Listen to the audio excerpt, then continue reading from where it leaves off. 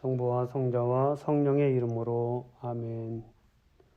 오늘부터 성경 통독을 시작하려고 합니다. 성경에 대한 저희 생각을 몇 가지 말씀을 먼저 드리려고 해요. 성경 통독은 첫째로 신앙생활의 기본이라는 거 우리 다 잘 알고 있죠. 교회의 모든 가르침은 성경에 기초를 두고 있고 교회는 성경을 매일 읽을 것을 권하고 있습니다. 특히 이런 팬데믹 상태에서 성경 읽기는 더 중요한 의미가 있는 것 같아요. 주일 미사를 못 드리는 경우에 대송의 한 방법으로 성경 통독을 권하고 있기도 합니다. 그리고 성경 통독은 우리 신앙인들이 하는 중요한 기도 중에 하나라고 볼 수 있죠. 그렇지만 막상 성경을 같이 읽는 프로그램들은 별로 많지 않은 것 같아요. 그래서 저도 그동안에 많이 하지 않았던 그런 방법이고, 그래서 이런 계기를 통해서 성당에서 같이 성경을 읽었으면 좋겠다는 생각을 합니다. 그러니까 성경 통독은 신앙생활의 기본이라는 거 첫째. 둘째로는 읽는 것이 쉽지 않다 하는 것이 또 하나의 이런 프로그램을 하는 방법입니다. 그런 생각이죠. 읽으려고 시간을 내는 것부터가 어렵습니다. 언제 읽어야 하는지, 얼마만큼 읽어야 하는지. 일단 성경의 두께를 보면 우리가 읽는다는 게 결코 도전하기가 쉽지 않다는 것을 알 수 있죠. 마음을 잡고 시도할 용기를 내는 것이 쉽지 않습니다. 영원한 도움 성서연구소에서 성서 40주간 프로그램을 운영하고 있는데, 그런 프로그램에 들어가서 성경을 읽게 되면 물론 읽을 수 있죠. 그렇지만 모두에게 열려 있지는 않은 그런 좀 특별한 프로그램이라고 봅니다. 조용히 성경을 읽으려고 하면 제일 먼저 나타나는 반응은 눈이 아프다는 것이죠. 그리고 해야 할 일, 급한 일들이 떠오르기도 하죠. 그래서 성경을 마음 먹고 읽는 것이 쉽지 않아요. 아마 올 해가 시작이 되면서 올해는 좀 성경을 읽어야지라고 생각하는 분들도 많이 계셨을 텐데 완주하시길 바랍니다. 세 번째로, 읽는다 해도 용어가 어렵습니다. 그리고 이해가 되지 않는 부분이 아주 많아요. 우리 시대와 너무 먼 거리감을 느끼게 됩니다. 2000년 전에 쓰여진 책들이니까 당연히 어렵죠. 그리고 실제 우리 삶과 연결되는 것이 쉽지 않다는 것이죠. 그룹을 이루어서 함께 읽고 공부하는 방법이 좋습니다. 그리고 지도자가 있는 것이 좋죠. 그러나 누구에게나 쉽게 그런 방법들이 주어지는 것은 아니죠. 두 발 더 깊이 들어가는 성경 공부 각자 알아서 하시길 바라겠고요. 제가 목적하는 것은 전문적인 성경 연구가 아니라 한번 같이 성경을 읽고 간단하게 좀 생각들을 좀 나눌 수 있었으면 좋겠다는 생각이 들어요. 편하게 접근하고 가볍게 읽고 그럼에도 불구하고 이 성경이 그렇게 쉽게 좀 친근하게 느껴질 수 있었으면 좋겠습니다. 네 번째로는 안 읽어도 신앙생활이 큰 어려움이 없다는 게 성경을 안 읽게 하는 하나의 이유가 되는 것 같아요. 신앙인들의 미스테리라고 저는 생각합니다. 성경을 모르는 것이 약은 아니다. 매일 미사책만 열심히 읽어도 성경 대부분을 읽을 수는 있어요. 그렇지만 그것은 파편을 읽는 것이죠. 성경 전체의 내용을 통합적으로 보는 것은 아니고 부분 쪼가리를 보는 것입니다. 성경 전체의 그림을 알고 부분을 아는 것이 성경을 잘 이해할 수 있는 좋은 방법이라고 저는 생각을 해요. 그래서 성경을 같이 천천히 읽어보자 하는 것입니다. 다섯 번째로, 그래서 일단 성경을 같이 읽어보자는 생각입니다. 하루에 10분 정도 편안한 마음으로 성경을 들으면서 소소한 상식들을 알 수도 있겠고 또 마음에 남는 그런 성서 구절들도 있으면 좋겠죠.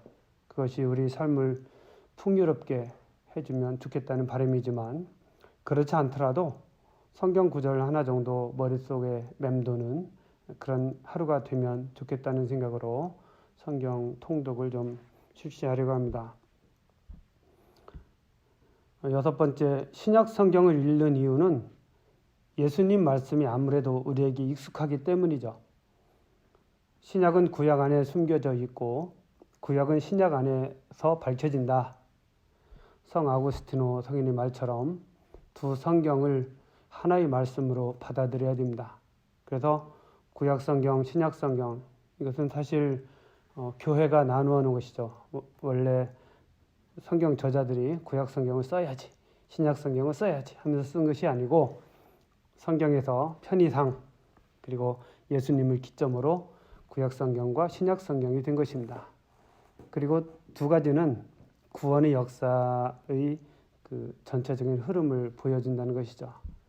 그래서 저는 먼저 편하다고 생각되는 성경인 신약 성경을 읽으려고 합니다. 제 마음이니까 마음에 안 드시는 분들은 구약 성경을 찾아서 읽어보시면 되겠습니다. 머리로 읽는 성경보다는 몸에 스며드는 성경 말씀이 되면 좋겠습니다. 통독은 성호를 긋고 읽기 시작하고 성호로 마치겠습니다. 그 앞뒤의 기도들은 여러분들이 각자 알아서 하시면 되겠습니다. 이 정도로 간단히 제 취지를 말씀을 드리고 오늘 먼저 마테오복음 처음부터 좀 읽어보도록 하겠습니다. 예수 그리스도의 족보. 다윗의 자손이시며 아브라함의 자손이신 예수 그리스도의 족보. 아브라함은 이삭을 낳고 이삭은 야곱을 낳았으며 야곱은 유다와 그 형제들을 낳았다. 유다는 타마르에게서 페레츠와 제라를 낳고 페레츠는 헤츠론을 낳았으며 헤츠론은 람을 낳았다. 람은 아미나답을 낳고 아미나답은 나흐손을 낳았으며 나흐손은 살몬을 낳았다. 살몬은 라합에게서 보아즈를 낳고 보아즈는 룻에게서 오벳을 낳았다. 오벳은 이사이를 낳고 이사이는 다윗 임금을 낳았다. 다윗은 우리아의 아내에게서 솔로몬을 낳고 솔로몬은 르하브암을 낳았으며 르하브암은 아비야를 낳고 아비야는 아삽을 낳았다. 아삽은 여호사밧을 낳고 여호사밧은 여호람을 낳았으며 여호람은 웃지야를 낳았다. 웃지야는 요탐을 낳고 요탐은 아하즈를 낳았으며 아하즈는 히즈키야를 낳았다. 히즈키야는 므낫세를 낳고 므낫세는 아몬을 낳았으며 아몬은 요시야를 낳았다. 요시야는 바빌론 유배 때 여호야킨과 그 동생들을 낳았다. 바빌론 유배 뒤에 여호야킨은 스알티엘을 낳고 스알티엘은 주룹바벨을 낳았다. 주룹바벨은 아비옷을 낳고 아비옷은 엘리야킴을 낳았으며 엘리야킴은 아조르를 낳았다. 아조르는 사독을 낳고 차독은 아킴을 낳았으며 아킴은 엘리옷을 낳았다. 엘리옷은 엘아자르를 낳고 엘아자르는 마탄을 낳았으며 마탄은 야곱을 낳았다. 야곱은 마리아의 남편 요셉을 낳았는데 마리아에게서 그리스도라고 불리는 예수님께서 태어나셨다. 그리하여 이 모든 세대의 수는 아브라함부터 다윗까지가 14대이고 다윗부터 바빌론 유배까지가 14대이며 바빌론 유배부터 그리스도까지가 14대이다. 이렇게 예수 그리스도의 족보로 복음이 시작이 됩니다. 이 족보는 예수님의 탄생이 하느님께서 각별히 계획하고 섭리하신 뜻으로 이해되는 그런 부분입니다. 아브라함에게 내렸던 그 축복이 족보를 통해서 전달된다는 것이죠. 우리들의 축복 그리고 우리들의 그 신앙도 족보를 통해서 자녀들에게 또 후손들에게 잘 전달되면 좋겠습니다. 예수 그리스도의 탄생. 예수 그리스도께서는 이렇게 탄생하셨다. 그분의 어머니 마리아가 요셉과 약혼하였는데 그들이 같이 살기 전에 마리아가 성령으로 말미암아 잉태한 사실이 드러났다.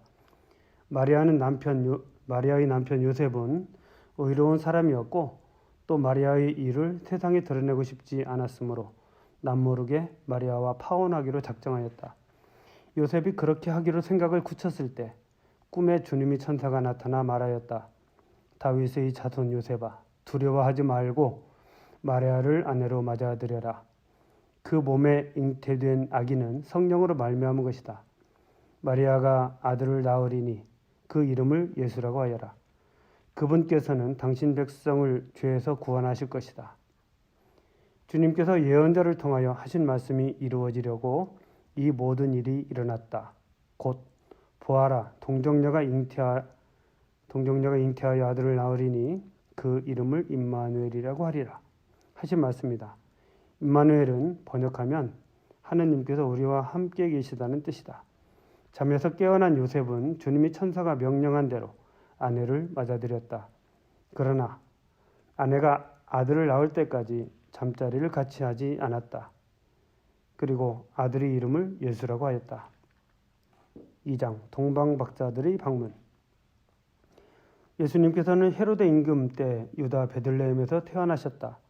그러자 동방에서 박사들이 예루살렘에 와서 유다인들의 임금으로 태어나신 분이 어디 계십니까? 우리는 동방에서 그분의 별을 보고 그분께 경배하러 왔습니다. 하고 말하였다. 이 말을 듣고 헤로데 임금을 비롯하여 온 예루살렘이 깜짝 놀랐다. 헤로데는 백성의 수석 사제들과 율법학자들을 모두 모아놓고 메시아가 태어날 곳이 어디인지 물어보았다. 그들이 헤로데에게 말하였다. 유다 베들레헴입니다. 사실 예언자가 이렇게 기록해 놓았습니다. 유다의 땅 베들레헴아, 너는 유다의 주요 고을 가운데 결코 가장 작은 고을이 아니다. 너에게서 통치자가 나와 내 백성 이스라엘을 보살피리라. 그때 헤로데는 박사들을 몰래 불러 별이 나타난 시간을 정확히 알아내고서는 그들을 베들레헴으로 보내면서 말하였다. 가서 그 아기에 관하여 잘 알아보시오. 그리고 그 아기를 찾거든 나에게 알려주시오. 나도 가서 경배하겠소. 그들은 임금의 말을 듣고 길을 떠났다. 그러자 동방에서 본 별이 그들을 앞서가다가 아기가 있는 곳 위에 이르러 멈추었다.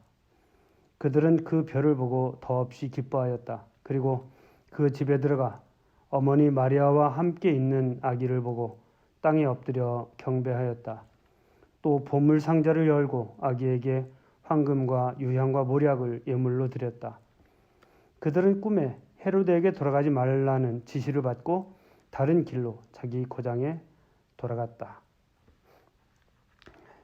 이제 이집트로 피신하시다는 이야기입니다.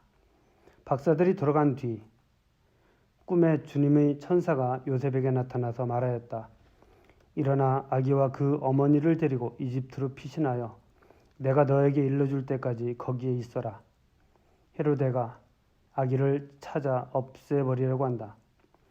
요셉은 일어나 밤에 아기와 그 어머니를 데리고 이집트로 가서 헤로데가 죽을 때까지 거기에 있었다. 주님께서 예언자를 통하여 내가 내 아들을 이집트에서 불러내었다 하신 말씀이 이루어지려고 그리 된 것이다. 참 밤에 갑자기 피난을 떠나는 요셉과 성가정을 우리가 바라볼 수 있습니다. 성가정이 결코 편하지 않다는 것을 알 수가 있네요. 헤로데가 아기들을 학살하다. 그때 헤로데는 박사들에게 속은 것을 알고 크게 화를 내었다. 그리고 사람들을 보내어 박사들에게 정확히 알아낸 시간을 기준으로 베들레헴과 그 온 일대에 사는 2살 이하의 사내 아이들을 모조리 죽여버렸다. 그리하여 예레미야 예언자를 통하여 하신 말씀이 이루어졌다. 라마에서 소리가 들린다. 울음소리와 애끓는 통곡소리. 라헬이 자식들을 잃고 운다. 자식들이 없으니 위로도 마다한다. 19절 이집트에서 돌아오시다. 헤로데가 죽자 꿈에 주님의 천사가 이집트에 있는 요셉에게 나타나서 말하였다. 일어나 아기와 그 어머니를 데리고 이스라엘 땅으로 가거라. 아기의 목숨을 노리던 자들이 죽었다. 요셉은 일어나 아기와 그 어머니를 데리고 이스라엘 땅으로 돌아갔다.